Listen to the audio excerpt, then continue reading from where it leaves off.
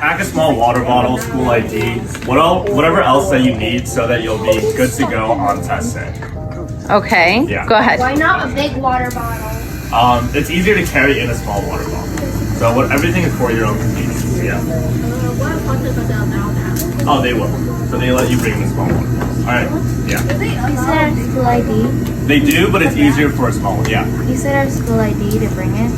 To bring your, you don't have to bring your school ID, just your admission ticket. Yeah. So stress management tip number 2, don't study anything new the day before the test. So you can review the old materials that you have from here, but don't go overboard or stress yourself out right before the test, because research shows that if you study brand new material before the day of the exam, that actually hurts you instead of helping you. So you might get a worse score than if you haven't studied and given yourself a break before. Stress management tip number 3, you should be prepared to wait for a pretty long time before you enter the test, before you enter the school for the actual test. Yeah. What if you get there at 4 a.m.? That's a little too early. So don't get there that early, but make sure you give yourself plenty of time, and you'll be waiting for a long time before you go on the actual line to get into the school. Stress management tip number 4. Listen to relaxing music in the evening a few nights beforehand so that you can wind down and your body is comfortable before you go into the test. Does everyone hear? Yes? Yeah. Go ahead. Yeah. Okay. Yeah, I question. also would minimize electronics. I would say just whatever helps you feel comfortable before the test. So if you play too many games, you'll probably be staying up late. So try not to, use too many electronics, but at the same time, whatever helps you feel comfortable before you take the actual exam. If you have trouble sleeping, tip number 5, put your cell phones on Do Not Disturb mode and try to practice some meditation, even if it's just a half hour before the actual test. And you can ask me one more questions after, okay? Good? After you can ask. Tip number 6, arrive at the school as early as possible so that you have plenty of time to find the bathrooms, figure out how to get into the room. You can wait online for a while before you enter, so make sure you have food, money, and hopefully you can bring a color packet so that you can go over it before you actually go into the test. Snacks. All right, stress management tip number 7, eat breakfast before the exam and make sure you snack well throughout, right before you go through. Don't skip breakfast. Breakfast is essential brain food, so before you go into the test, make sure your body and your mind is up and running before you actually take the exam.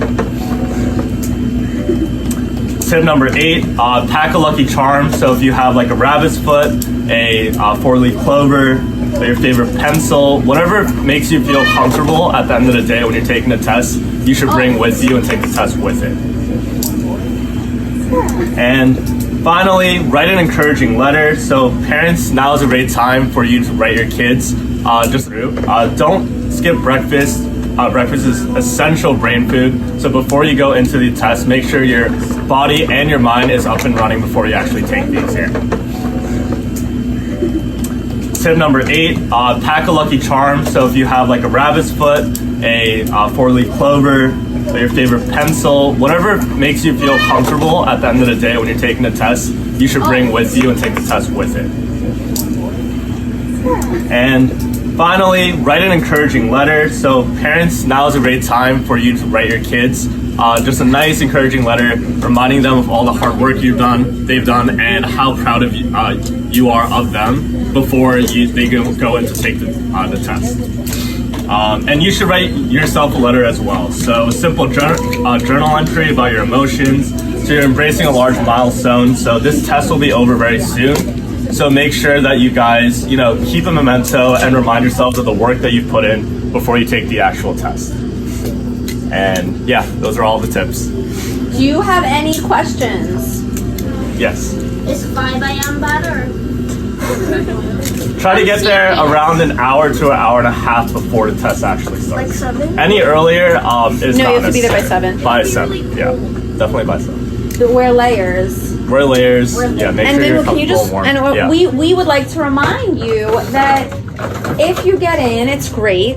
If it doesn't happen, it's okay. Yeah. Right? Yeah, because all the prep and preparation that you've put in now it will help you for the rest of your academic career. So whatever test you take in the future, whether it's the Hunter test, whether it's the SHSAT, whether it's the SAT, whether it's for high school or college, it'll all be helpful at the end. Yeah. What did you struggle with when you were taking the test? Personally, I was better at the ELA than the math, but since I put in so much work at the end, I felt comfortable with both sections. Yeah. What time does the test start? The test should start. Sorry, yeah. 7:40 By 8, yeah. By 8. So they get you in the room by 7:45, In which a is big why. auditorium. Yeah, you should get there around 6:30 to by 7 at least. Yeah. So does that mean you'll be taking your test in the auditorium? No, so they'll once you're in the auditorium and they have everyone in the room, they'll take all of you guys to the separate classrooms. Yeah. During the test, Guys, listen to the you question. wear a layer. Chair, or your parents will probably be with you guys, so you can just give it to them before you actually go into the building. room, into the Yeah. building. Yeah. Any other questions? If not, good luck. You guys have been putting in a lot of work. Yeah. One last question. What time did you get there? I think I got there around 6:30. Was there a big line? There was a big line. Yeah. So be prepared for a why big can't I line. get there at 5 and skip the big line? So I think it's really Yeah. important Yeah. that we go over some numbers. There are about 3,000 testing, Mm-hmm. plus mom makes it 6,000. Dad might make it 9,000. Brother, sister can hit 12,000. So be prepared. There's going to be a lot of people Yeah. with the testing. Yeah. But how did you stay calm when you were testing? So right before I went in, I hugged my parents. They just told me no matter how you do, we love you. Just do the best that you can. And then while I'm inside, at first it is really nerve-wracking because there's a lot of people. You're by yourself. You've never been in this building before. But once you sit down for the test, you just remind yourself that this is everything that you guys have been working towards. It's just one more test. Even though it's the real thing, you guys have been preparing for this for how long by this point, right? So just make sure to remind yourself that I put in the work. There's nothing to be nervous about or worry about. Just do the best that you can. Does anyone have a final question? Final. Go. How early should you sleep on the day before? The day before, I would aim to go to bed, at least get 8 hours of good sleep. So depending on your travel and the time that's associated with that, it might differ. I would say try to sleep at around 9 to 9:30. Yeah. Yeah.